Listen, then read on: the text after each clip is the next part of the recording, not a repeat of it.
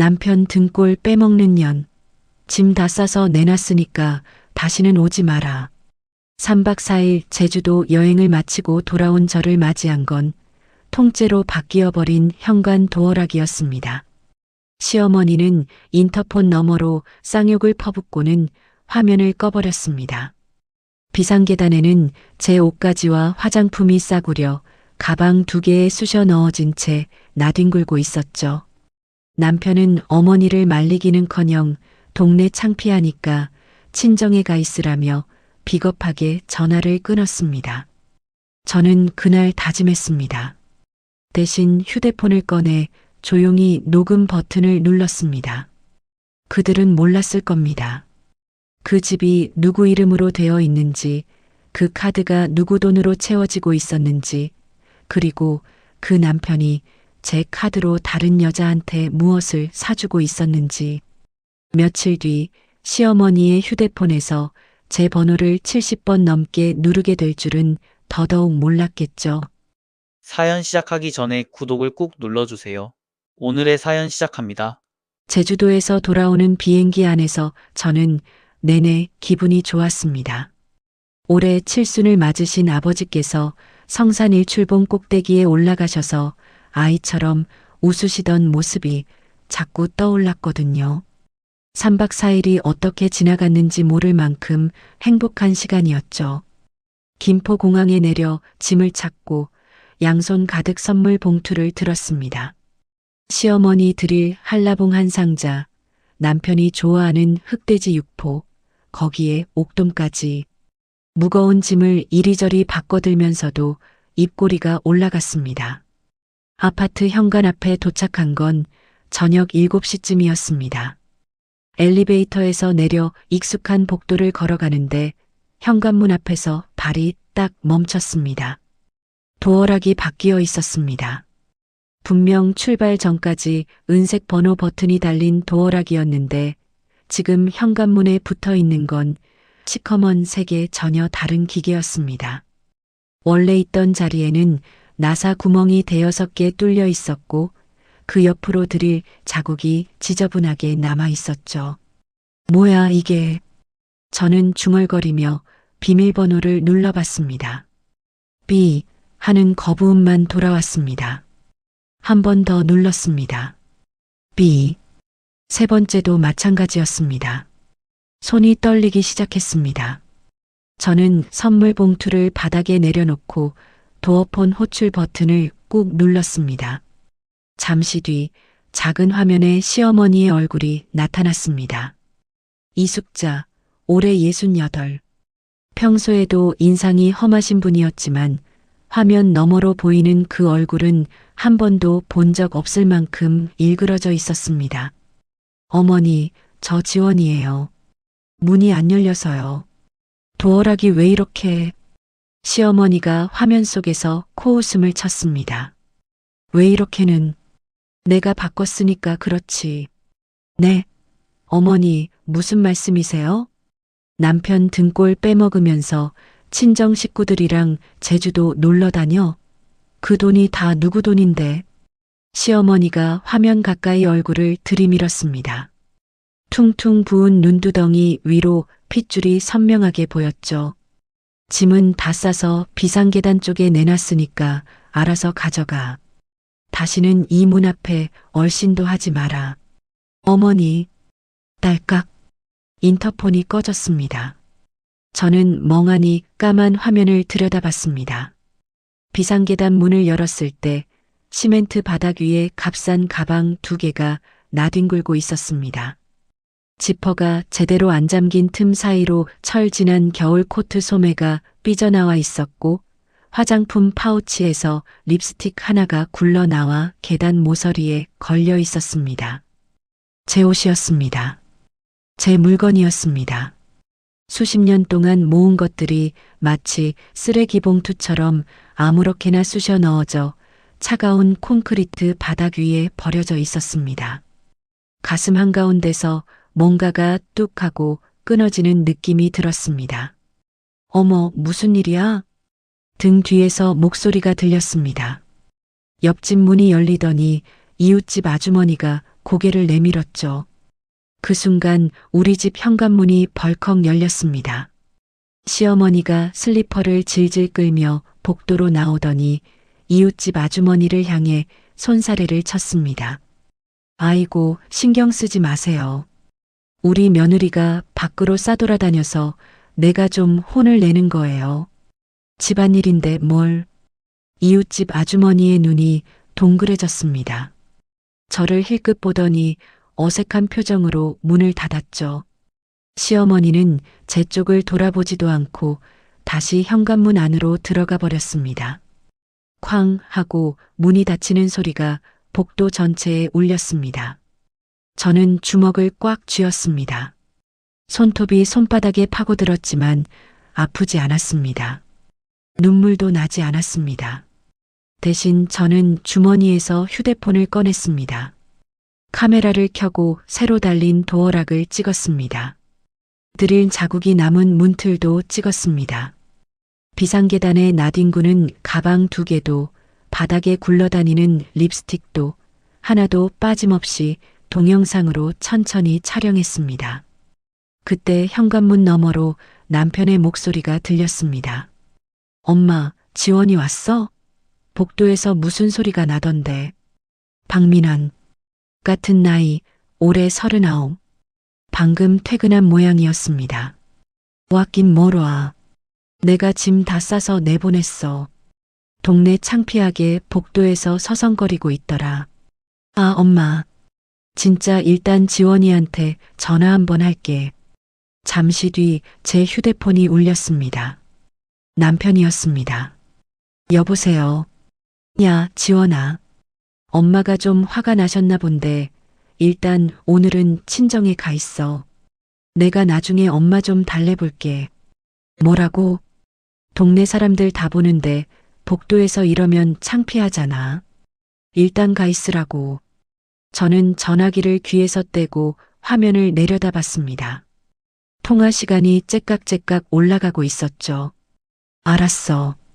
저는 그 한마디만 하고 전화를 끊었습니다. 그리고 녹음 앱을 확인했습니다. 도어폰을 누르기 전부터 켜두었던 녹음이 38분째 돌아가고 있었습니다. 시어머니의 폭언도 남편의 비겁한 말도 전부 깨끗하게 담겨 있었죠. 저는 녹음을 저장하고 휴대폰을 주머니에 넣었습니다. 비상계단에 버려진 가방 2개를 하나씩 들어 올렸습니다. 엘리베이터 버튼을 누르고 기다리는 동안 복도 끝 현관문 너머로 시어머니의 웃음소리가 희미하게 새어나왔습니다. 엘리베이터 문이 열렸습니다. 저는 가방을 끌고 안으로 들어갔습니다. 1층 버튼을 누르고 닫히는 문 사이로 복도를 마지막으로 한번 바라봤습니다. 지하 주차장에 세워둔 제 차 시동을 걸었습니다. 이 차도 제 이름으로 된 차였죠.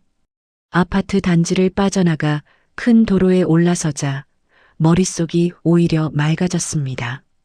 시내의 비즈니스 호텔에 체크인을 하고 방에 들어서자마자 노트북을 켰습니다. 인터넷 등기소에 접속해서 우리 아파트 서류를 떼어봤습니다. 소유자 이름 한 칸에 적힌 3글자. 강지원. 저는 화면 속 제 이름을 손가락으로 천천히 짚어봤습니다. 시어머니도 남편도 이 집이 누구 집인지 한 번도 제대로 확인해 본 적이 없었던 거죠. 노트북 옆에 휴대폰을 꺼내놓고 오늘 녹음한 파일들을 날짜별로 폴더에 정리했습니다. 시어머니의 목소리, 남편의 목소리, 하나하나 파일 이름을 붙여가며 저장했습니다. 호텔 창밖으로 서울의 야경이 반짝이고 있었습니다. 저는 커튼을 치고 책상 앞에 똑바로 앉았습니다. 다음 날 아침이 밝았습니다. 호텔 침대에서 눈을 떴을 때 어젯밤 일이 꿈이었으면 좋겠다는 생각이 잠깐 스쳤습니다. 하지만 베개 옆에 놓인 가방 2개가 현실을 똑똑히 알려주고 있었죠. 저는 세수를 하고 노트북 앞에 앉았습니다. 제일 먼저 한 일은 남편이 쓰고 다니던 가족 카드를 정지시키는 것이었습니다. 카드사 앱에 들어가 분실 신고 버튼을 눌렀습니다. 손가락 한 번 움직이는 것으로 끝이었죠. 그리고 제 통장에서 남편의 마이너스 통장으로 매달 빠져나가던 자동이체도 해지했습니다. 월급만으로는 대출 이자도 못 갚는 사람이 제 돈으로 이자를 메꾸고 있었다는 게 새삼치가 떨렸습니다. 카드 결제 내역을 하나씩 엑셀에 옮기기 시작했습니다. 주유비, 식비, 백화점, 편의점. 한 줄 한 줄 정리하는데 눈에 확 걸리는 항목이 있었습니다. 매달 48만 원씩 빠져나가는 관리비 자동이체. 우리 아파트 관리비는 제가 따로 내고 있었으니 이건 다른 곳이었습니다. 주소를 검색해 보니 시내 한복판에 있는 오피스텔이었죠. 손끝이 차가워졌습니다. 더 내려가 보니까 2달 전 시내 백화점 명품관에서 380만 원짜리 결제 내역이 떡하니 찍혀 있었습니다. 품목은 여성용 가방이었습니다. 저는 380만 원이라는 숫자를 한참 들여다봤습니다. 제가 친정 부모님 제주도 모시고 간다고 했을 때 남편이 뭐라고 했는지 기억이 났거든요. 돈이 나무에서 열려? 요즘 빠듯한 거 몰라? 그 입으로 380만 원짜리 가방을 다른 여자한테 사준 겁니다. 제 카드로요. 저는 휴대폰을 들어 여동생 유진이한테 전화를 걸었습니다. 언니, 무슨 일이야? 아침부터. 유진이의 목소리는 늘 그렇듯 또랑또랑했습니다. 유진아, 나 어젯밤에 쫓겨났어. 뭐? 누가 언니를 쫓아내? 시어머니가 도어락을 바꿔버렸어. 남편은 친정에 가 있으래. 유진이가 한동안 아무 말이 없었습니다. 수화기 너머로 유진이가 크게 숨을 들이쉬는 소리가 들렸죠. 언니, 나 지금 반차 내고 갈게. 어디야? 시내 비즈니스 호텔. 그런데 오기 전에 부탁 하나만 할게. 뭐든 말해. 우리 아파트 주차장에 민환이가 타고 다니는 차 있잖아. 내 이름으로 된 세컨드. 그 차 블랙박스 메모리 카드 좀 빼올 수 있어? 블랙박스? 갑자기 왜? 내 카드로 오피스텔 관리비를 내고 있더라. 380만 원짜리 여자 가방도 사줬어. 유진이가 또 한 번 침묵했습니다. 잠시 뒤 낮고 단단한 목소리가 돌아왔죠. 알았어. 보조키 비번 알려줘. 1시간이면 갈게. 전화를 끊고 저는 다시 엑셀 파일로 돌아갔습니다. 남편의 카드 내역을 한 줄도 빠짐없이 정리했습니다. 오피스텔 관리비가 처음 찍힌 달부터 어제까지 8개월치였습니다. 1시간 반쯤 지났을 때 호텔 방문을 두드리는 소리가 났습니다. 유진이었습니다. 손에 조그만 메모리 카드를 들고 있었죠. 뽑아왔어. 주차장에 아무도 없어서 금방 했어. 유진이가 운동화를 벗으며 방 안으로 들어왔습니다. 언니, 이거 보기 전에 마음 단단히 먹어. 괜찮아. 이미 각오했어. 노트북에 메모리 카드를 꽂고 파일을 열었습니다. 블랙박스 영상이 날짜 순으로 쭉 늘어서 있었습니다. 유진이가 제 옆에 바짝 붙어 앉았습니다. 저는 오피스텔 관리비가 처음 찍힌 달 근처 날짜부터 골라서 재생했습니다.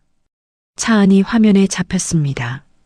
운전석에 남편이 앉아 있었고 조수석에 긴 생머리의 젊은 여자가 앉아 있었습니다. 오빠, 나 저번에 말한 그 가방 진짜 사줄 거지? 여자가 남편의 팔을 잡아 흔들며 말했습니다. 알았어. 다음 주에 백화점 가자.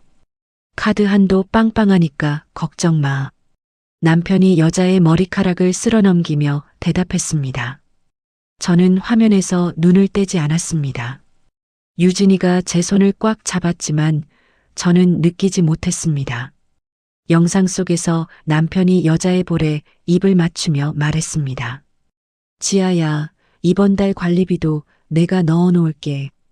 우리 지아 고생하면 안 되지. 김지아. 이름까지 알게 됐습니다. 유진이가 이를 악물며 다른 날짜 파일을 열었습니다. 바로 어제 제가 도어락 앞에서 쫓겨나던 그 시간대의 영상이었습니다. 차가 움직이고 있었습니다. 도착한 곳은 그 오피스텔 지하 주차장이었죠. 남편이 차에서 내리며 전화기를 꺼내 들었습니다. 여보세요? 배달이요. 치킨하고 피자 세트로 하나 주세요. 결제는 카드로요. 잠시 뒤 남편이 인상을 찌푸리며 다시 전화기를 들여다봤습니다. 카드가 안 된다고? 아, 잠깐만요. 남편이 혼잣말처럼 중얼거렸습니다. 뭐야, 왜 안 돼? 제가 카드를 정지시키기 전이었지만 한도가 다 찼던 모양이었습니다. 제가 시어머니한테 쫓겨나고 있을 바로 그 시간에 남편은 다른 여자 집에서 제 카드로 배달 음식을 시키고 있었던 겁니다. 유진이가 노트북을 탁 닫았습니다. 언니, 이 인간 완전히 끝장내자. 유진이의 눈이 시뻘겋게 달아올라 있었습니다. 저는 고개를 천천히 끄덕였습니다. 유진아, 그 차 보험 내가 들어놓은 거잖아. 해지할 수 있지? 당연하지. 언니 이름이니까 언니가 해지하면 끝이야. 유진이가 휴대폰을 꺼내 보험사 고객센터 번호를 검색했습니다. 저는 옆에서 서류를 챙기며 말했습니다. 그리고 집 팔려고. 유진이의 손이 멈췄습니다. 집? 그 아파트? 응, 내 집이야. 내 이름으로 된 내 집을 내가 파는 건데 뭐가 문제야? 유진이가 저를 빤히 올려다봤습니다. 잠시 뒤 유진이의 입꼬리가 천천히 올라갔죠. 언니, 솔직히 좀 무섭다. 뭐가? 이렇게 차분한 게. 저는 노트북을 다시 열고 인터넷 검색창에 우리 아파트 단지 이름을 쳤습니다. 근처 부동산 중개소 전화번호가 줄줄이 떴죠. 그 중에서 금매를 가장 빨리 처리한다는 후기가 달린 곳을 골라 번호를 눌렀습니다. 안녕하세요. 매물 내놓으려고 전화드렸는데요. 전화기 너머로 중개소 소장의 목소리가 활기차게 돌아왔습니다. 네, 어느 단지요? 내일 오전에 직접 찾아뵐게요. 서류 다 가져갈게요. 전화를 끊고 저는 호텔 창밖을 내다봤습니다. 해가 저물고 있었습니다. 그 시각 남편의 휴대폰에는 카드사에서 보낸 문자가 한 통 찍혀 있었을 겁니다. 분실 신고로 인한 카드 정지 안내. 남편한테서 전화가 왔습니다. 화면에 박민환이라는 이름이 떴다 꺼졌다를 반복했죠. 문자도 줄줄이 밀려 들어왔습니다. 카드 왜 막은 거야? 당장 풀어. 생활비 한 푼도 안 줄 거야. 이혼한다. 전화 받으라고. 저는 휴대폰을 뒤집어 책상 위에 내려놓았습니다. 화면이 깜빡일 때마다 책상이 파르르 떨렸지만 저는 눈길 한 번 주지 않았습니다. 유진이가 보험사 통화를 마치고 제 쪽을 돌아보며 엄지를 치켜 올렸습니다. 해지 완료. 내일부터 그 차 보험 없어. 저는 엑셀 파일을 저장하고 노트북을 닫았습니다. 다음 날 오전 10시 저는 유진이와 나란히 아파트 단지 앞 부동산 중개소 문을 열고 들어갔습니다. 소장은 50대 중반쯤 되어 보이는 남자였습니다. 안경 너머로 저와 유진이를 번갈아 보더니 자리를 권했죠. 앉으세요. 전화 주셨던 분이시죠? 네. 이 단지 107동 1203호요. 오늘 바로 내놓으려고요. 저는 가방에서 서류 봉투를 꺼내 테이블 위에 올려놓았습니다. 등기부등본, 신분증 사본, 건축물 대장까지 빠짐없이 준비해 간 것이었죠. 소장이 등기부등본을 집어들더니 눈을 동그랗게 떴습니다. 아니, 이 집이 사모님 명의였어요? 네. 전 당연히 남편분 명의인 줄 알았는데 그 집에 어머님이랑 남편분이 사시는 거 아니었나요? 맞아요. 그래서 파는 겁니다. 소장이 안경을 고쳤으며 서류를 다시 한번 훑었습니다. 근데 사모님 급하신 거예요? 이단지 요즘 매물이 안 나와서 천천히 내놓으면 제값 받으실 수 있는데 시세보다 1억 깎아서 내놓을게요. 오늘 안에 계약하고 싶어요. 소장의 눈이 번뜩였습니다. 부동산 하는 사람한테 1억 산 금매라는 말은 마법의 주문 같은 것이었겠죠. 잠깐만요.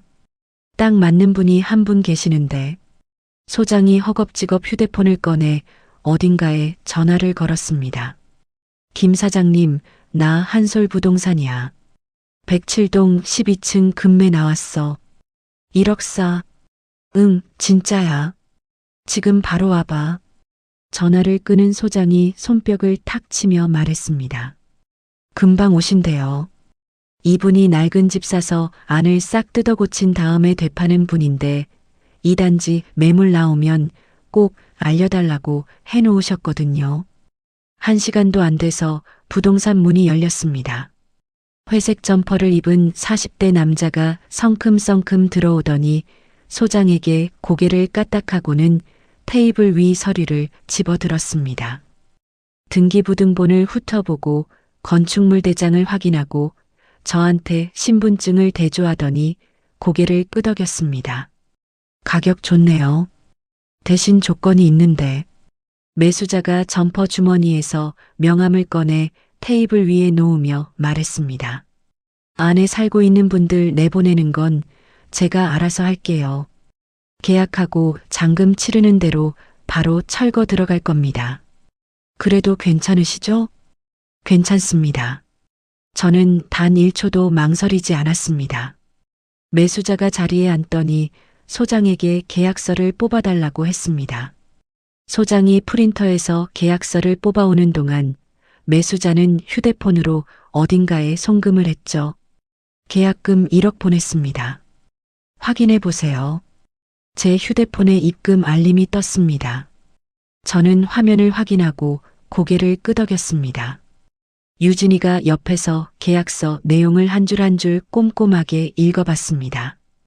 법무법인에서 일하는 사람이 옆에 있으니 소장도 매수자도 긴장하는 기색이 역력했죠. 이상 없어, 언니.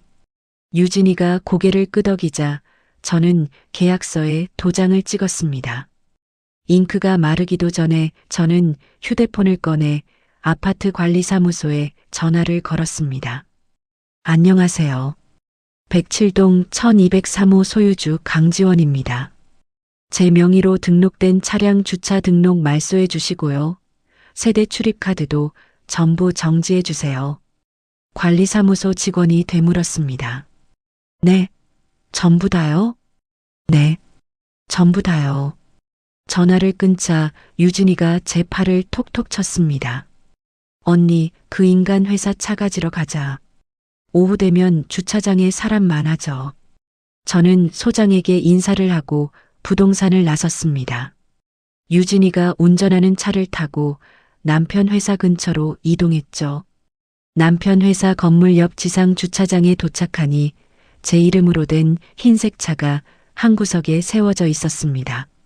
남편이 매일 타고 출퇴근하던 차였습니다. 저는 미리 챙겨온 보조 스마트키를 꺼내 버튼을 눌렀습니다. 깜빡하고 비상등이 한번 켜졌습니다. 유진이가 주변을 둘러보며 말했습니다. 아무도 안 봐. 빨리 타. 저는 운전석에 올라 시동을 걸었습니다.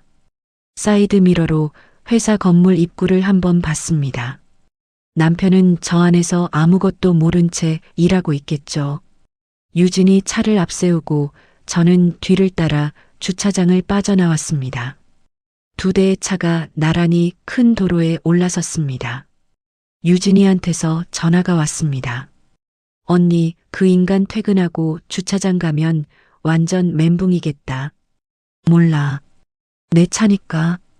맞아. 언니 차 언니가 가져가는 건데 뭐. 저는 전화를 끊고 백미러를 한번 봤습니다. 남편 회사 건물이 점점 작아지고 있었습니다. 유진이의 법무법인 사무실에 도착한 건 오후 3시쯤이었습니다. 유진이가 사무실 문을 열고 불을 켜더니 책상 위에 서류 뭉치를 꺼내 놓았습니다. 언니, 어젯밤에 미리 준비해뒀어. 이혼 소장이랑 재산 관련 서류. 벌써? 법무법인 사무장이 언니 동생인데 이 정도는 해야지. 유진이가 의자를 끌어다 제 옆에 앉으며 서류를 한 장씩 펼쳐 보여줬습니다. 일단 불륜 증거가 완벽하니까 이혼 사유는 문제없고 그 인간이 언니 카드로 쓴 오피스텔 관리비, 명품 가방, 이런 거 전부 돌려받을 수 있어. 얼마나 될까? 8개월치 관리비에 가방값까지 합치면 한 800만 원은 넘어. 거기에 위자료 따로. 유진이가 볼펜을 딸깍 누르며 말을 이었습니다.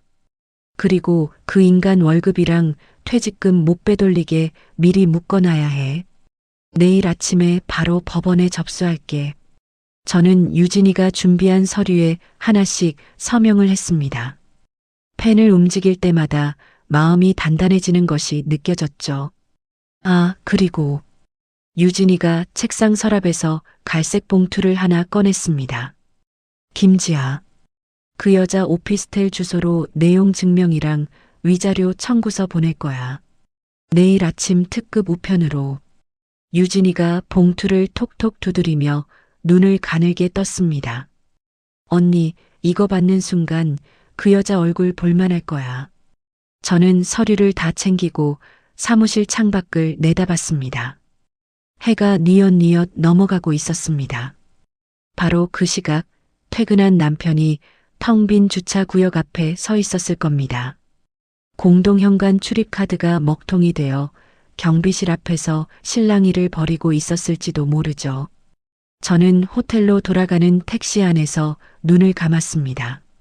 내일이면 잔금이 들어오고 그 집은 완전히 다른 사람의 것이 됩니다. 다음 날 오전 11시 저는 매수자와 함께 은행 창구에 나란히 앉았습니다. 잔금이 제 통장으로 들어오는 것을 확인하고 법무사가 준비해 온 서류에 마지막 도장을 찍었습니다. 이제 107동 1203호는 제 집이 아니었습니다. 매수자가 서류를 챙겨 넣으며 저를 돌아봤습니다. 오늘 바로 들어갈 건데 안에 계신 분들이 문을 안 열어주면 열쇠 기사 불러도 되겠죠? 그럼요. 제가 동의서 써드릴게요. 저는 미리 준비해간 동의서에 서명을 하고 매수자에게 건넸습니다. 매수자는 동의서를 받아들고 바로 전화를 걸었죠. 여기야. 107동 1203호. 열쇠 기사랑 철거팀 다 데리고 와. 1시간 안에. 은행을 나선 저는 유진이가 기다리고 있는 카페로 갔습니다. 유진이는 아이스 커피를 2잔 시켜놓고 있었죠. 끝났어? 응. 다 넘겼어. 유진이가 커피를 밀어주며 물었습니다. 언니 안 볼 거야? 그 장면. 안 봐도 돼. 상상만으로 충분해. 저는 빨대를 입에 물고 커피를 한 모금 마셨습니다. 차가운 것이 목을 타고 내려갔지만 머릿속은 아파트 현관 앞 풍경을 떠올리고 있었죠. 바로 그 시각 107동 12층 복도에는 매수자와 열쇠 기사 그리고 작업복을 입은 철거 인부 4명이 줄줄이 서 있었을 겁니다. 열쇠 기사가 전동 드릴을 꺼내 들었겠죠. 시어머니가 달아놓은 새 도어락에 드릴 날이 박히는 소리가 복도를 가득 채웠을 겁니다. 쇠가 갈리는 날카로운 소리, 나사가 빠지며 딸깍거리는 소리. 그리고 문이 열렸겠죠. 시어머니는 그 시간이면 거실 소파에서 텔레비전을 보고 계셨을 겁니다. 아니면 늦잠을 자고 막 일어나셨을 수도 있죠. 낯선 사람 5~6명이 현관문으로 우르르 들어오는 걸 보고 시어머니가 비명을 질렀을 겁니다. 도둑이야. 강도야. 매수자가 계약서와 신분증을 내밀었겠죠. 강도 아닙니다. 저 이 집 새 주인이에요. 여기 계약서 보시면 아시겠지만 이 집 어제부로 제 겁니다. 철거 공사 들어갈 거니까 나가주셔야 합니다. 시어머니가 계약서를 쳐다보지도 않고 악을 썼을 겁니다. 무슨 소리야? 여기 내 아들 집이야. 당장 나가. 시어머니는 분명 경찰에 전화를 했을 겁니다. 덜덜 떨리는 손으로 112를 누르며 우리 집에 강도가 들었다고 소리를 질렀겠죠. 경찰이 왔을 겁니다. 올 수밖에 없었겠죠. 하지만 매수자가 내민 서류를 확인한 경찰은 고개를 저었을 겁니다. 어르신, 이건 저희가 어떻게 할 수 있는 문제가 아닙니다. 서류상 이분이 새 집주인이 맞거든요. 민사 문제는 당사자끼리 해결하셔야 합니다. 시어머니가 경찰의 소매를 붙잡고 매달렸을 겁니다. 아니에요. 이건 사기야. 우리 아들한테 확인해봐요. 어르신, 등기가 이미 넘어간 걸 저희가 막을 수는 없습니다. 죄송합니다. 경찰이 돌아가고 나면 철거가 시작되었을 겁니다. 햄머드릴 이 거실 바닥을 찍는 굉음이 온 집안을 뒤흔들었겠죠. 장판이 뜯겨나가고 시멘트 가루가 뿌옇게 날리는 그 한복판에서 시어머니는 기침을 해대며 안방으로 도망쳤을 겁니다. 인부가 안방 문짝에 손을 대는 순간 시어머니는 버티지 못하고 뛰쳐나왔겠죠. 귀금속 몇 개와 옷가지를 쇼핑백에 허겁지겁 쑤셔 담고 잠옷 위에 코트만 걸친 채로요. 며칠 전 제가 그랬던 것처럼 시어머니도 가방을 끌고 그 집에서 쫓겨났을 겁니다. 다만 저는 조용히 걸어 나왔고 시어머니는 복도에 주저앉아 울부짖었다는 것이 다를 뿐이죠. 유진이가 제 앞에서 손가락을 까딱거렸습니다. 언니 무슨 생각해? 아무것도. 거짓말. 입꼬리 올라갔잖아. 저는 커피잔을 내려놓고 휴대폰을 꺼내봤습니다. 부재중 전화가 가득 차 있었습니다. 시어머니 번호, 남편 번호가 번갈아가며 화면을 꽉 채우고 있었죠. 한 통, 두 통 세다가 그만뒀습니다. 이미 70통이 넘어 있었거든요. 문자도 줄줄이 들어와 있었습니다. 지원아, 이게 무슨 짓이야? 당장 전화해. 집에 이상한 사람들이 들이닥쳤어. 엄마가 쫓겨났다고. 제발 전화 좀 받아. 미치겠어. 저는 문자를 하나하나 읽었습니다. 천천히 꼼꼼하게요. 유진이가 제 어깨 너머로 화면을 보더니 코웃음을 쳤습니다. 이제야 정신이 드나 보네. 늦었지만. 저는 문자를 다 읽고 나서 휴대폰 옆면의 버튼을 길게 눌렀습니다. 화면이 까맣게 꺼졌습니다. 언니 껐어? 응. 전화 안 받을 거야? 받을 이유가 없잖아. 유진이가 팔짱을 끼고 의자 등받이에 기대앉으며 말했습니다. 그럼 나도 꺼야겠다. 그 인간들이 내 번호까지 알아내면 귀찮아지니까. 저는 노트북을 꺼내 테이블 위에 올려놓았습니다. 어제 유진이가 법원에 접수한 남편의 급여 가압류 진행 상황을 확인하려는 것이었죠. 법원 홈페이지에 접속해서 접수 번호를 넣었습니다. 화면에 접수 완료라는 4글자가 떠 있었습니다. 유진아, 접수됐대. 그럼 조만간 그 인간 회사 인사팀으로 통보가 갈 거야. 월급에서 바로 빠져나가는 거지. 유진이가 커피를 다 마시고 빈 컵을 탁 내려놓았습니다. 언니, 이제 우리가 할 건 다 했어. 나머지는 법이 알아서 해줄 거야. 저는 노트북을 닫고 카페 창밖을 내다봤습니다. 거리에 사람들이 바쁘게 오가고 있었습니다. 평범한 오후였죠. 휴대폰 전원을 끈 채로 카페에 앉아 있으니 아주 오랜만에 조용했습니다. 시어머니의 잔소리도 남편의 핑계도 아무 소리가 들리지 않았습니다. 유진이가 자리에서 일어나며 말했습니다. 언니, 오늘 저녁은 내가 살게. 맛있는 거 먹으러 가자. 저는 노트북을 가방에 넣고 자리에서 일어났습니다. 쫓겨난 당일 오후 남편과 시어머니는 짐을 들고 동네 모텔로 들어갔을 겁니다. 차도 없고 갈 곳도 없으니 그럴 수밖에 없었겠죠. 저는 호텔 방에서 휴대폰 전원을 다시 켰습니다. 알림이 폭포처럼 쏟아져 내렸습니다. 남편의 문자, 시어머니의 문자, 부재중 전화까지. 저는 그것들을 한 통도 열어보지 않고 전부 스크린샷만 찍어 폴더에 저장했습니다. 며칠이 지났습니다. 유진이한테서 전화가 왔습니다. 언니, 가압류 통보 갔대. 그 인간 회사 인사팀으로. 그래. 응. 인사팀에서 본인한테 확인 전화했을 거야. 회사에서 난리 났을걸. 저는 커피를 한 모금 마시고 창밖을 내다봤습니다. 남편이 지금 어떤 얼굴을 하고 있을지 그려보지 않아도 뻔했죠. 그로부터 이틀 뒤 남편한테서 이메일이 한 통 왔습니다. 제목은 없었고 본문에는 길고 긴 글이 적혀 있었습니다. 지원아, 내가 잘못했어. 모든 걸 돌려놓을게. 제발 한 번만 만나자. 직접 만나서 이야기하고 싶어. 이메일 끝에는 모텔 근처 카페 이름과 주소가 적혀 있었습니다. 저는 이메일을 읽고 나서 유진이에게 전화를 걸었습니다.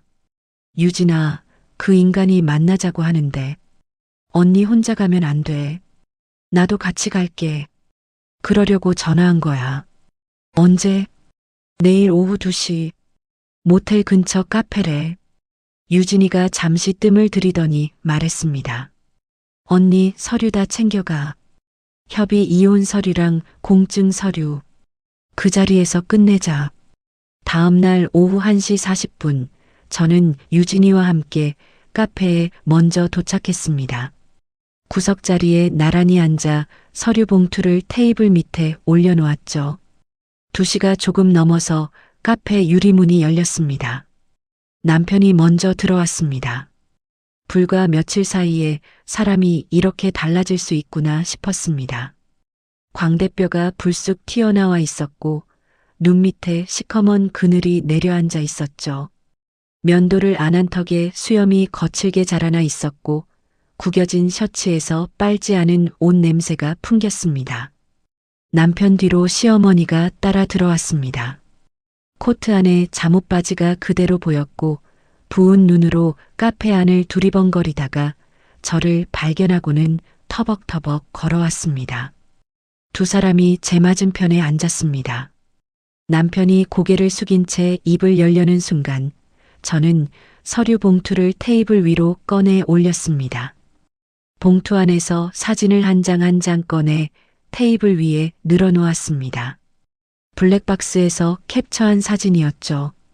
남편이 조수석에 젊은 여자 머리를 쓸어넘기는 사진, 여자의 볼에 입을 맞추는 사진, 오피스텔 지하 주차장에 차를 세우는 사진, 남편의 얼굴에서 핏기가 쭉 빠졌습니다. 저는 사진 옆에 엑셀로 정리한 카드 내역서를 나란히 놓았습니다. 8개월치 오피스텔 관리비, 내 카드에서 나갔어. 380만 원짜리 가방도 내 카드야. 남편이 입술을 달싹거렸지만 소리가 나오지 않았습니다. 저는 마지막으로 종이 한 장을 더 꺼내 테이블 위에 올려놓았습니다. 이건 회사로 들어간 급여 가압류 서류 사본이야.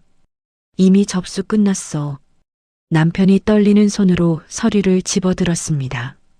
종이를 쥔 손가락 끝이 하얗게 질려 있었죠. 지원아. 이건 위자료 5천만 원. 그리고 내 카드에서 뺏은 돈 전부 토해내. 남편이 고개를 들어 저를 봤습니다. 입술이 바들바들 떨리고 있었습니다. 그 돈을 어떻게 당장 못 내겠으면 소송 길게 끌어도 돼. 대신 이 사진이랑 녹음 파일, 회사 게시판이랑 시댁 친척들 단톡방에 다 올릴 거야. 남편의 눈이 커졌습니다. 입이 벌어졌다 닫혔다를 반복했죠. 그때 시어머니가 테이블을 탁 치며 몸을 일으켰습니다. 인연이 감히 내 아들 앞길을 막아. 시어머니가 손가락으로 제 얼굴을 가리키며 소리를 질렀습니다. 미나니가 바람을 핀 건 네가 며느리꾸시를 못했으니까 그런 거야. 네가 잘했으면 왜 바깥 처자를 만나? 유진이가 자리에서 천천히 일어났습니다. 시어머니를 똑바로 바라보며 입을 열었죠. 어머님, 그만하시는 게 좋을 겁니다. 뭐, 네가 뭔데 나한테 이래라 저래라야. 저 법무법인 사무장이에요. 어머님이 언니 집 도어락 뜯고 짐을 내다 버린 거 주거침입이랑 모욕죄로 고소 들어가면 전과 기록 남습니다. 합의금 같은 거 없이 바로 형사고소 넣을 거예요. 시어머니의 삿대질이 멈췄습니다. 유진이가 한 발짝 다가서며 말을 이었습니다. 그리고 우리 언니가 녹음한 거 다 있어요. 현관문 앞에서 며느리한테 욕하신 거, 이웃한테 거짓말하신 거 전부요. 여기서 한마디만 더 하시면 그것도 증거에 추가됩니다. 시어머니가 입을 벌렸다 닫았습니다. 손가락이 허공에서 흔들리다가 천천히 내려갔죠. 시어머니는 말없이 다시 의자에 주저앉았습니다. 카페 안이 조용해졌습니다. 주변 테이블에 앉아있던 손님들이 슬슬 눈치를 보고 있었죠. 저는 서류 봉투에서 마지막 서류 2장을 꺼내 남편 앞으로 밀어놓았습니다. 협의 이혼 서류랑 빚 갚겠다는 공증 서류야. 여기서 도장 찍어. 남편이 서류를 내려다봤습니다. 한참을 꼼짝도 하지 않고 앉아 있었죠. 안 찍으면 소송으로 간다. 길게 가면 퇴직금까지 다 묶여. 지금 월급도 가압류 들어가 있는데 거기에 퇴직금까지 날리고 싶어? 남편의 어깨가 축 처졌습니다. 떨리는 손으로 주머니에서 볼펜을 꺼냈습니다. 서류 위에 볼펜을 대는데 촉이 종이 위에서 덜덜 떨려 글씨가 삐뚤삐뚤 그려졌죠. 1장, 2장. 남편이 서명을 마쳤습니다. 저는 서류를 확인하고 봉투에 넣었습니다. 의자를 밀고 자리에서 일어났죠. 등 뒤에서 시어머니가 가슴을 치는 소리가 들렸습니다. 아이고, 아이고, 내 팔자야. 이 못된 년이 내 아들을 이렇게 만들어놨어. 시어머니의 통곡 소리가 카페 안을 가득 채웠습니다. 손님들이 고개를 돌려 쳐다봤지만 저는 뒤돌아보지 않았습니다. 유진이가 카페 문을 열어주며 작게 말했습니다. 잘했어, 언니. 저는 대답 대신 깊게 숨을 한번 들이쉬었습니다. 카페 밖 공기가 차갑고 깨끗했습니다. 합의서에 도장을 찍은 지 일주일이 지났습니다. 저는 호텔을 빼고 시내에 작은 오피스텔을 하나 구해서 짐을 풀었습니다. 이혼 서류가 처리되는 동안 잠깐 머물 곳이었죠. 유진이가 틈틈이 들러 밥도 사다 주고 서류 진행 상황도 알려줬습니다. 그러던 어느 주말 오후였습니다. 유진이한테서 전화가 왔는데 평소와 달리 목소리가 떨리고 있었습니다. 언니, 지금 큰일 났어. 뭐, 무슨 일인데? 그 인간들이 친정에 왔어. 지금 대문 앞에서 난리치고 있어. 심장이 쿵 내려앉았습니다. 아빠, 엄마는? 아빠가 나오셨는데 언니, 아빠가 쓰러지셨어. 지금 119 불렀어. 저는 신발을 신다가 한쪽을 떨어뜨렸습니다. 손이 떨려서 제대로 잡히지 않았죠. 유진아, 자세히 말해봐. 아빠가 왜 쓰러지셔? 그 시어머니가 대문을 두들기면서 동네방네 소리를 질렀어. 이 집 딸년이 집을 팔아먹고 시어머니를 길바닥에 내쫓았다고. 아빠가 나오셨는데 그걸 듣고 뒷목을 잡으시더니 그대로. 유진이의 목소리가 끊겼습니다. 수화기 너머로 구급차 사이렌 소리가 울려 퍼졌죠. 유진아, 아빠 옆에 있어. 나 지금 바로 간다. 전화를 끊고 택시를 잡았습니다. 차 안에서 112에 전화를 걸었죠. 여기 주택가인데요. 지금 제 친정집 앞에서 사람들이 거짓말을 퍼뜨리면서 행패를 부리고 있어요. 우리 아버지가 쓰러지셨는데도 멈추지 않고 있습니다. 빨리 와주세요. 주소를 불러주고 전화를 끊었습니다. 택시 뒷좌석에서 주먹을 꽉 쥐고 있는데 손톱이 살을 파고드는 것도 몰랐습니다. 택시가 친정 동네 골목 입구에 멈췄을 때 구급차 한 대가 막 출발하는 것이 보였습니다. 사이렌을 울리며 멀어지는 구급차 뒷모습을 보는데 다리에 힘이 풀렸습니다. 골목 안은 난장판이었습니다. 동네 사람 열댓 명이 몰려나와 웅성거리고 있었고 그 한가운데에 시어머니가 바닥에 주저앉아 있었습니다. 시어머니는 지나가는 사람마다 붙잡으며 소리를 질러대고 있었습니다. 이 집 딸년이요. 몰래 집을 팔아먹고 늙은 시어머니를 거리에 내쫓았다고요. 세상에 이런 못된 년이 어디 있어요. 남편은 시어머니 옆에 서서 고개를 푹 숙이고 있었습니다. 이웃들이 쳐다보자 남편이 눈가를 손등으로 훔치며 입을 열었죠. 장인어른 백을 믿고 우리 어머니한테 이러는 겁니다. 저도 억울합니다. 렌터카로 보이는 낡은 차가 골목 입구에 빗둘게 세워져 있었습니다. 이것들이 일부러 렌터카를 빌려서 여기까지 찾아온 거였죠. 유진이가 친정집 대문 앞에 서서 시어머니를 막아서고 있었습니다. 얼굴이 시뻘겋게 달아올라 있었지만 이를 악물고 버티는 모습이었죠. 저는 골목을 성큼성큼 걸어 들어갔습니다. 유진이가 저를 보더니 달려왔습니다. 언니, 아빠 구급차 타셨어. 엄마가 같이 가셨고. 알았어. 유진아, 경찰 온다고 했으니까 조금만 기다려. 시어머니가 저를 발견했습니다. 바닥에서 벌떡 일어나더니 손가락을 쭉 뻗어 제 얼굴을 가리켰죠. 왔어. 인연 왔어. 다들 봐요. 인연이 내 아들 등골 빼먹고 늙은 시어머니를 쫓아낸 년이에요. 동네 사람들의 시선이 저한테로 쏠렸습니다. 수군거리는 소리가 커졌죠. 남편이 슬금슬금 다가오며 입을 열었습니다. 지원아, 이렇게까지 해야 돼? 우리 엄마가 길바닥에 나앉았는데 네가 사람이야? 저는 남편을 한번 쳐다보고 시선을 돌렸습니다. 주머니에서 휴대폰과 주먹만 한 소형. It hurt good, more than I can say. But maybe love isn't holding on. Maybe it's knowing when to walk away.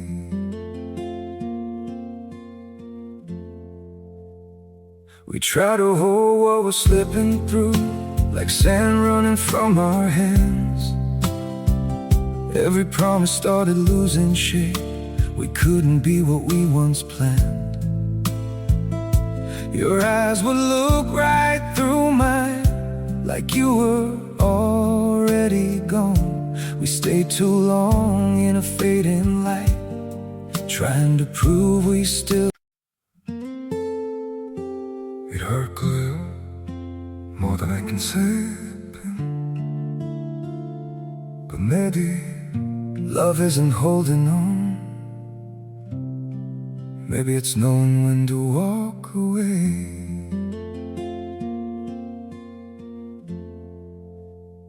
We try to hold what we're slipping through, like sand running from our hands.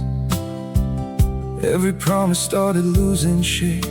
We couldn't be what we once planned. Your eyes would look right through mine, like you were already gone. We stayed too long in a fading light, trying to prove we still. It hurt good, more than I can say. But maybe love isn't holding on. Maybe it's knowing when to walk away.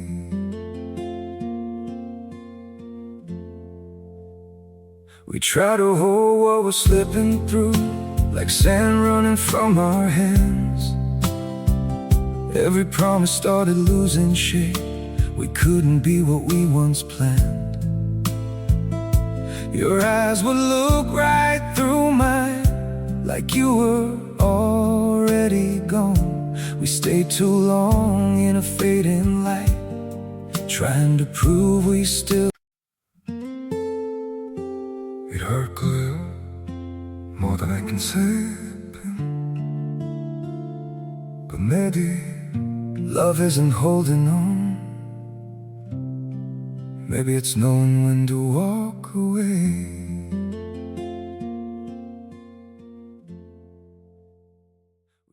블루투스 스피커를 꺼냈습니다. 골목 끝에서 경찰차 한 대가 들어오는 것이 보였습니다. 순찰차 문이 열리고 경찰관 2명이 내렸죠. 시어머니가 경찰관을 보자마자 달려갔습니다. 경찰 아저씨, 전현이 우리 집을 몰래 팔아먹고 시어머니를 길바닥에 내쫓은 년이에요. 전현 잡아가요.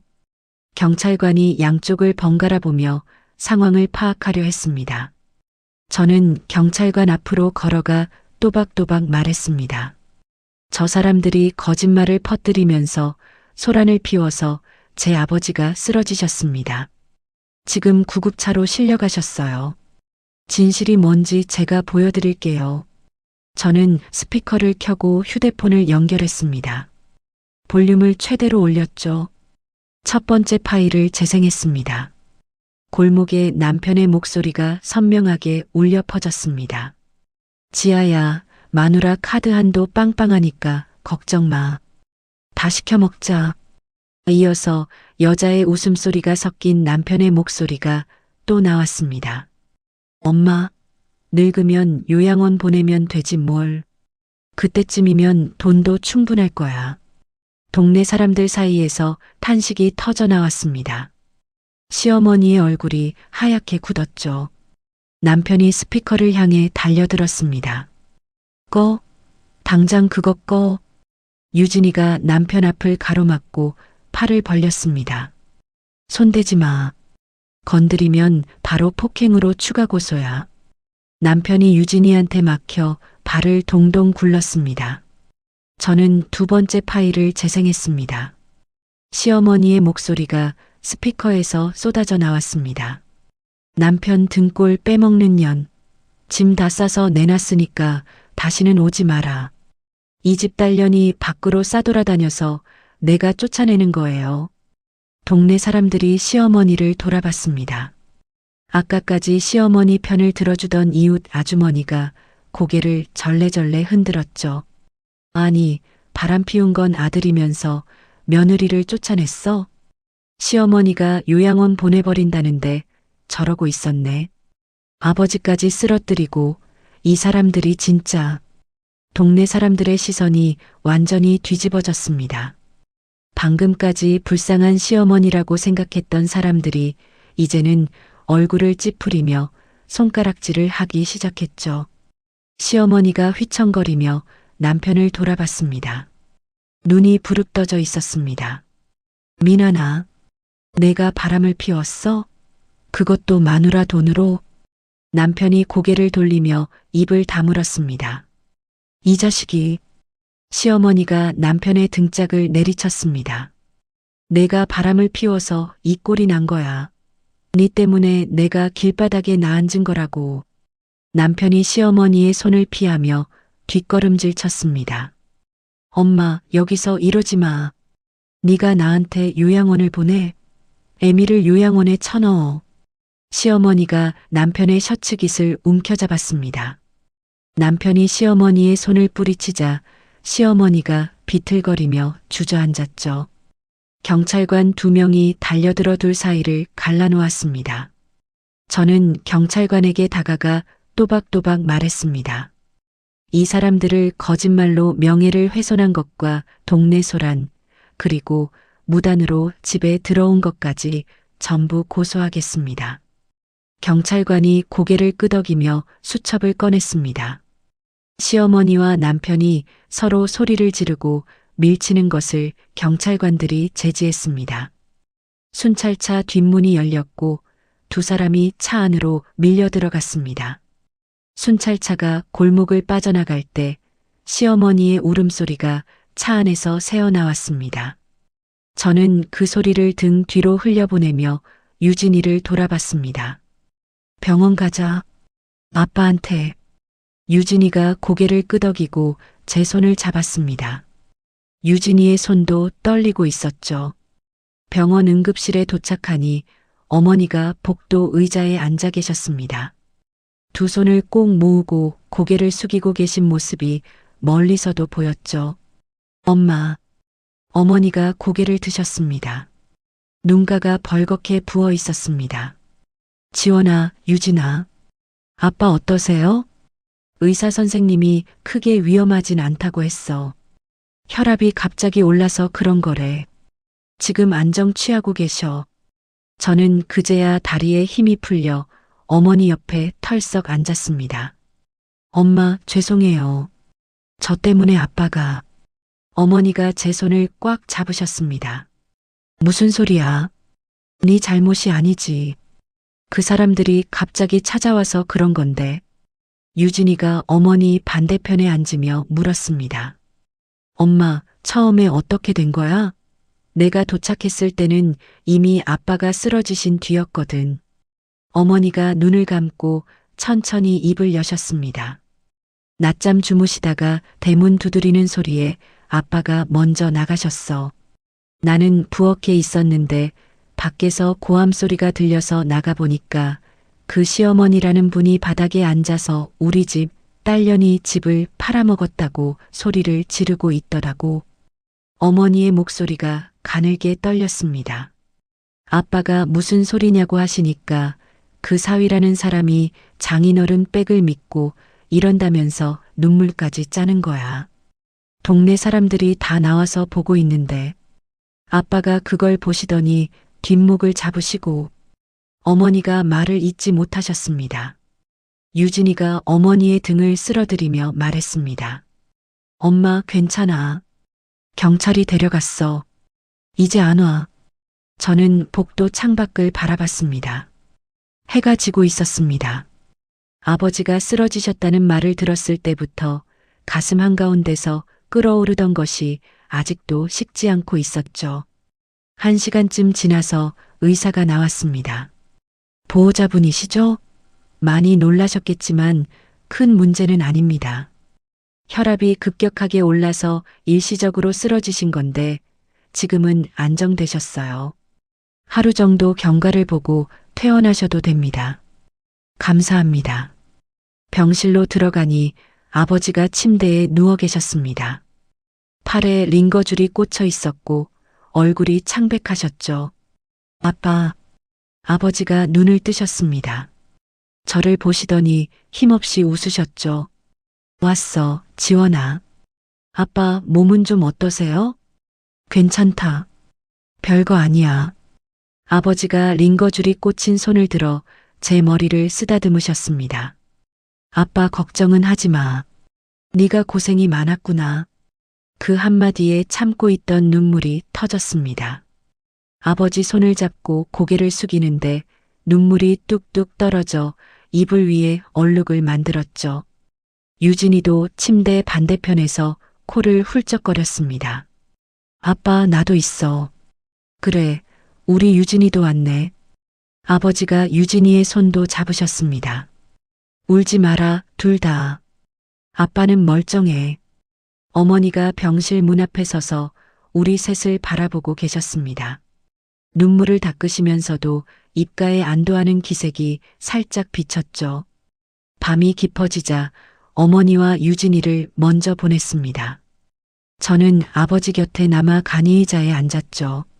아버지가 천장을 바라보시며 조용히 말씀하셨습니다. 지원아. 네, 아빠. 그 사람들 일은 네가 알아서 잘 처리한 거지? 네. 다 끝났어요. 이혼 서류도 받았고 경찰 고소도 했어요. 아버지가 고개를 천천히 끄덕이셨습니다. 잘했다. 우리 딸 고생 많았어.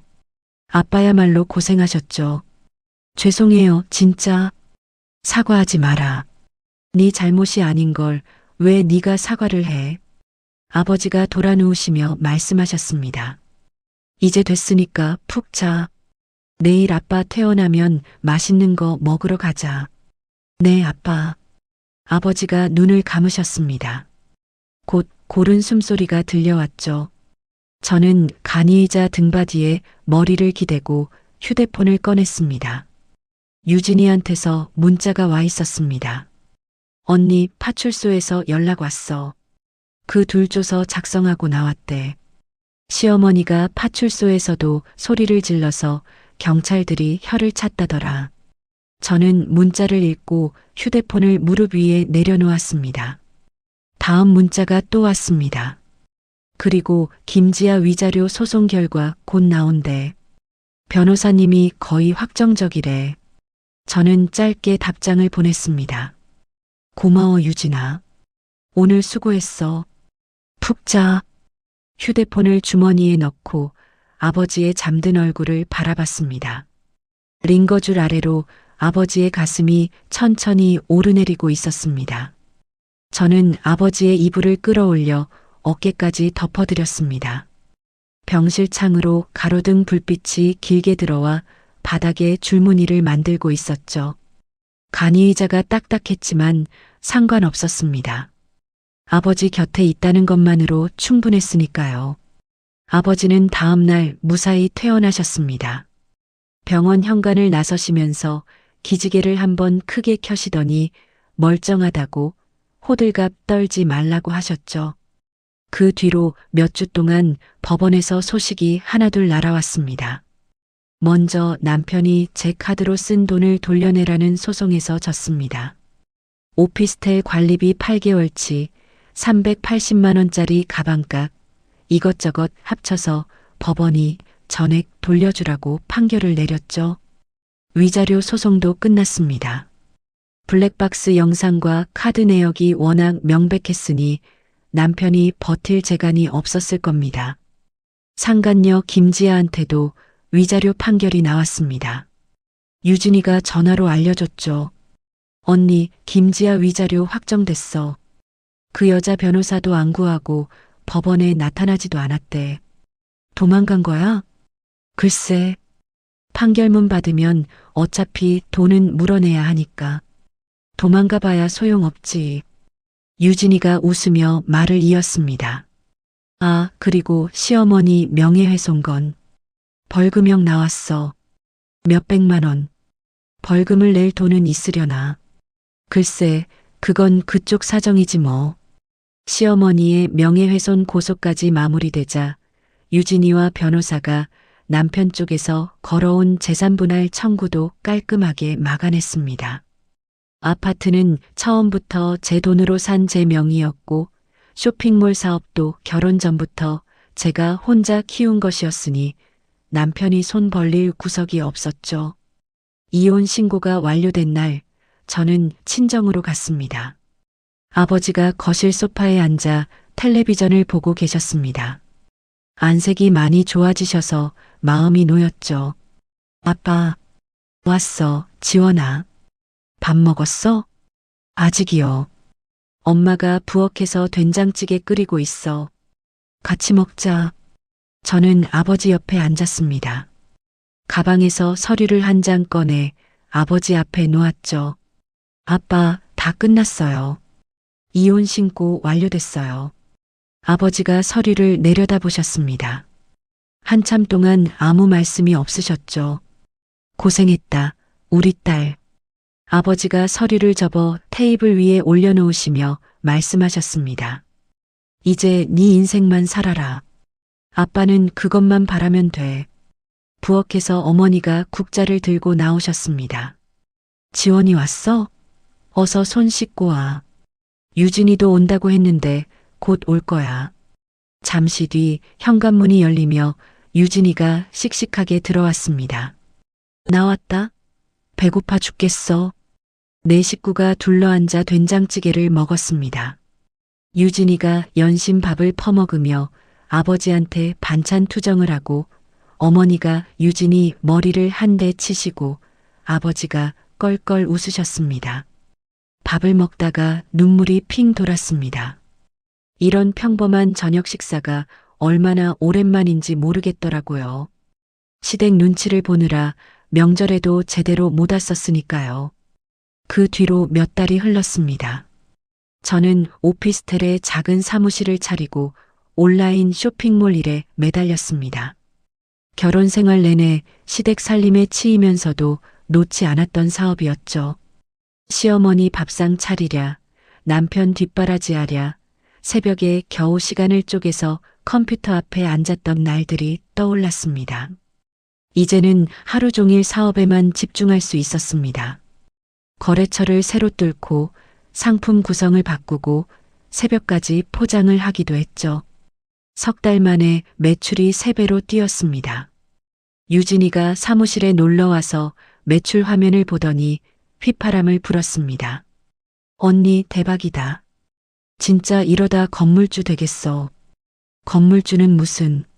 아직 멀었어. 에이 겸손은. 언니가 얼마나 대단한 사람인지 그 집안에서만 몰랐지. 저는 웃으며 모니터를 껐습니다. 어느 날 저녁이었습니다. 회사 동료들과 회식을 마치고 식당 앞에서 대리기사를 불렀습니다. 비가 추적추적 내리는 밤이었죠. 잠시 뒤 낡은 우비를 입은 사람이 빗속을 뛰어왔습니다. 허리를 굽히고 헐떡거리며 제 차 운전석 문을 열었죠. 대리운전 왔음님. 말이 끊겼습니다. 우비 모자 아래로 보이는 얼굴. 광대뼈가 더 깊게 패여 있었고 볼이 쑥 들어가 있었습니다. 수염이 지저분하게 자라 있었고 우비 소매 밑으로 보이는 손목이 앙상했죠. 박민환이었습니다. 남편이, 아니 전 남편이 저를 알아봤습니다. 우비 모자 아래로 보이는 눈이 크게 벌어졌죠. 저는 코트 주머니에 손을 넣은 채 서 있었습니다. 비가 코트 어깨 위로 떨어졌지만 움직이지 않았습니다. 박민환의 얼굴이 시뻘겋게 달아올랐습니다. 입을 벌렸다 닫았다를 2번 반복하더니 운전석 문을 잡고 있던 손을 놓았습니다. 아무 말도 하지 못하고 고개를 푹 숙이더니 돌아섰습니다. 낡은 우비가 빗줄기에 찰싹찰싹 맞으며 어두운 골목 쪽으로 멀어져 갔죠. 저는 그 뒷모습을 바라봤습니다. 동정심 같은 건 없었습니다. 제 카드로 다른 여자한테 가방을 사주던 사람, 어머니를 요양원에 보내자고 킥킥거리던 사람, 제가 쫓겨나는데 친정에 가 있으라고 했던 사람, 비에 젖은 우비가 가로등 불빛 아래에서 한번 번뜩이더니 골목 모퉁이를 돌아 사라졌습니다. 저는 휴대폰을 꺼내 다른 대리기사를 불렀습니다. 다음 주말 오후 저는 유진이와 함께 친정 부모님을 모시고 교회의 정원 카페에 갔습니다. 마당에 꽃이 활짝 피어 있었고 나무 그늘 아래 테이블이 놓여 있었죠. 아버지가 따뜻한 차를 한 모금 드시고는 마당을 둘러보시며 말씀하셨습니다. 여기 좋다. 공기도 맑고. 어머니가 유진이한테 케이크를 잘라 접시에 담아주셨습니다. 유진아, 많이 먹어. 얼굴이 말랐어. 엄마, 나 안 말랐거든.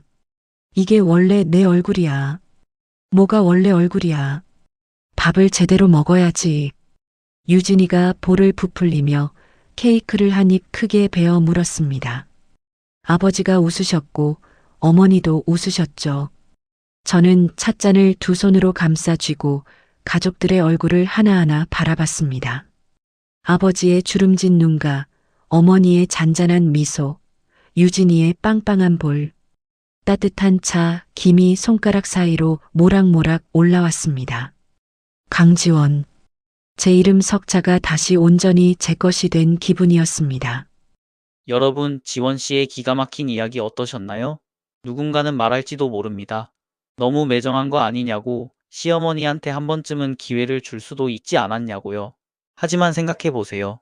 수십 년 동안 참고 또 참았던 사람이 제 집에서 쫓겨나 비상계단에 버려진 자기 짐을 마주했을 때 어떤 기분이었을지요.